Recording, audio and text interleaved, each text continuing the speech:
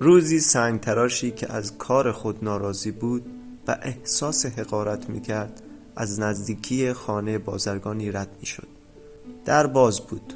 او خانه مجلل، باغ و نوکران بازرگان را دید و به حال خود غبطه خورد. با خود گفت این بازرگان چقدر قدرتمند است و آرزو کرد که او هم مانند بازرگان باشد. در این لحظه به فرمان خدا او تبدیل به بازرگانی با جاه و جلال شد.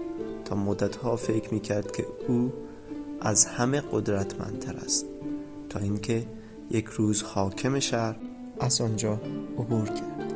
او دید که همه مردم به حاکم احترام میگذارند، حتی بازرگانان.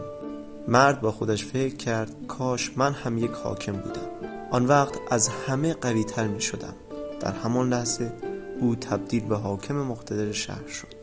در حالی که روی تخت روانی نشسته بود، مردم هم به او تعظیم می کردند.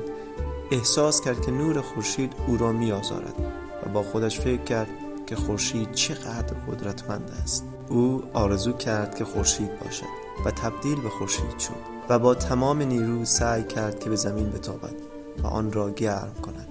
پس از مدتی ابری بزرگ و سیاه آمد و جلوی تابش او را گرفت. پس با خود اندیشید که نیروی ابر از خورشید بیشتر است و آرزو کرد که تبدیل به ابری بزرگ شود و آنچنان شد. کمی نگذشته بود که بادی آمد و او را به این طرف و آن طرف هل داد. این بار آرزو کرد که باد شود، تبدیل به باد شد. ولی وقتی به نزدیکی صخره‌ای رسید، دیگر قدرت تکان دادن صخره را نداشت. با خود گفت که قوی ترین چیز در دنیا صخره سنگی است و تبدیل به سنگی بزرگ و عظیم شد. همانطور که با غرور ایستاده بود، ناگهان صدایی شنید و احساس کرد که دارد خرد می شود. نگاهی به پایین انداخت و دید سنگ تراشی با چکش و قلم به جان او افتاده است.